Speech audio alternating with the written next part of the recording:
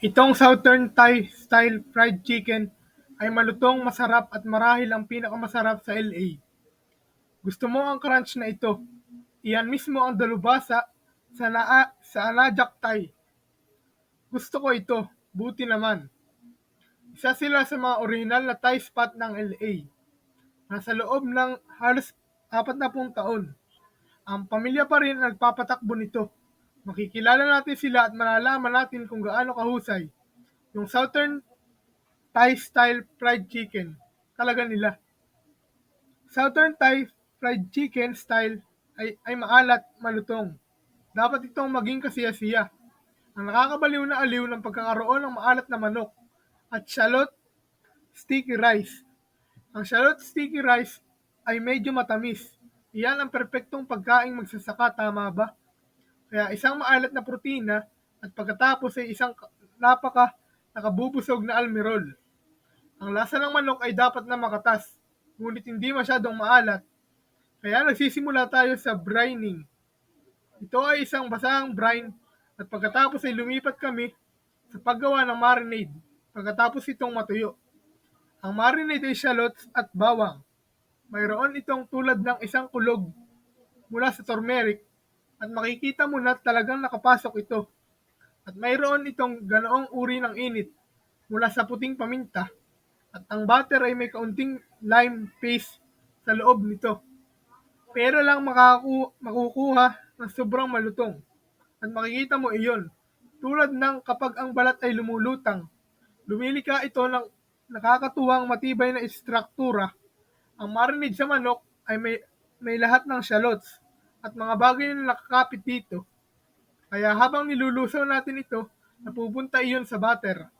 At pinalalasan nito ang butter habang nagpapatuloy ito. Mayroong lahat ng uri ng mga marinade na tapos na.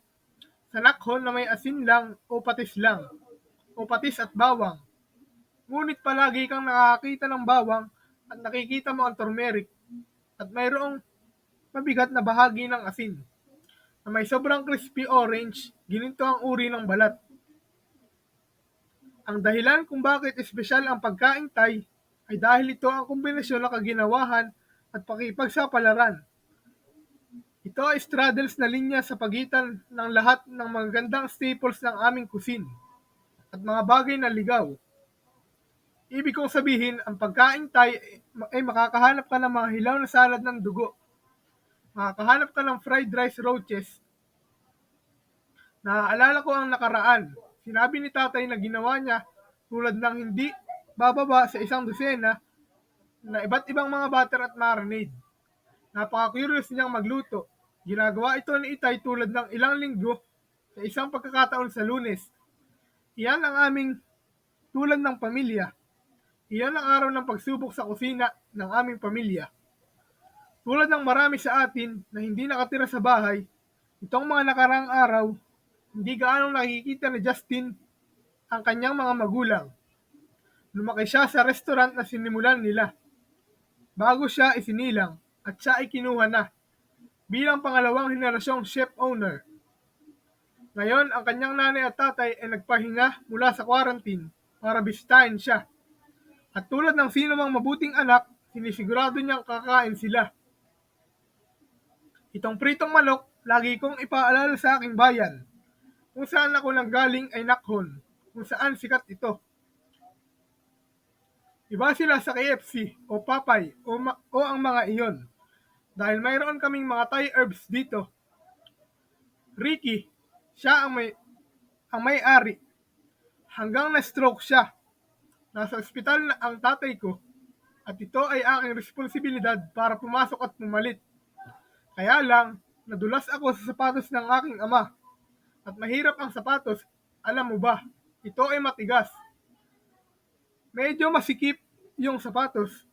Sa totoo lang, ang tagal ko nang nagkaroon ng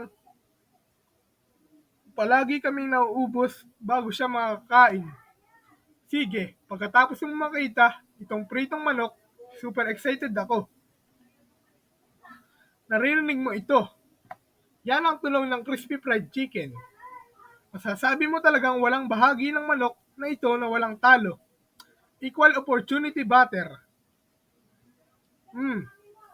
Ito lamang ang ginto. Ito ang malulutong na maliliit na gilid sa labas.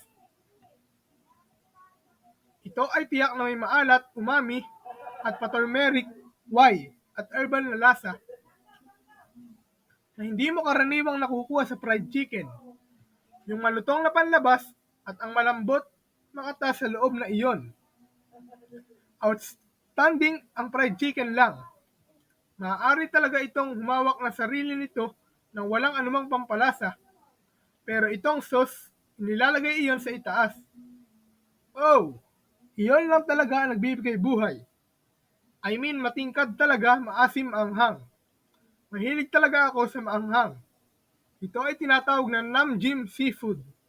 Maaari itong magamit sa anumang bagay, kahit mga bagay na hindi seafood. Kadalasan, ang Nam Jim Seafood ay medyo nasa birding bahagi. Ngunit ang atin ay tulad ng maliwanag na pula. Dahil pulang sili ang ginagamit natin ngayon. Sa una, maaaring katulad mo. Hindi ako sweet sauce na tipo ng lalaki. Malaon mo. Lahat ay lilipat sa matatamis na sarsa. Walang mas mataas kaysa sa matamis na sarsa. Walang tao. Sa tanawin ng mga Thai na restaurant sa LA, siguradong bahagi kami ng matandang bantay. Ibig kong sabihin, ang LA Thai restaurant, ito ay tulad ng kapitbahayan Thai restaurant. Ang kapitbahayan na Thai restaurant na mayroon lahat ng mga bagay. Ang stoplight curries, ang pad thais at pad CLs. Ngunit mayroon lahat ng uri ng tulad ng ngayon, maliit na magkakaibang bulsa ng mga Thai restaurant na dalubhasa sa iba't ibang sulok ng Thailand.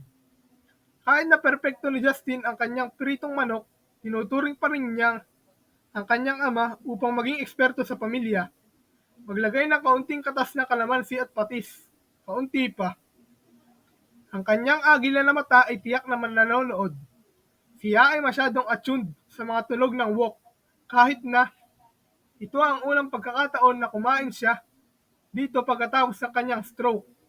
At lumingon siya sa akin at sinabi niya, mula sa paraan na naririnig ko ang lahat, parang ayos na ang lahat. Mukhang nagtutulungan kayong mabuti. Base lang sa tunog. Sa ngayon, sila ang nasa bahay, nasa labas ng site na managing partner. Oo, hindi lagi akong bukas sa feedback nila, alam mo ba? Ibig kong sabihin, binibigyan nila ako ng kanilang feedback. Gustuhin ko man o hindi. Sinusuri ko sila, kaya hindi ko sinasabi na para sa akin ito. Gusto kong makita kung paano nila pinaglilingkuran ang kanilang customer. Siya ay isang secret shopper. Matigas talaga ako sa kanya. Gusto ko kasi i-maintain niya kung gaano kaganda ang restaurant namin. Kumain ako at sinabi ko sa kanya, papatayin ako ng nanay ko sa pamamagitan ng kung paano ko kinakain ang lahat ng manok ngayon. Dahil kinain mo lahat ng balat. Kinain ko ang lahat ng pinakamatamis na kagat ng bawat piraso. Kapag ako, alam mo, tingnan mo ito. Ako dapat ang mahiya sa sarili ko.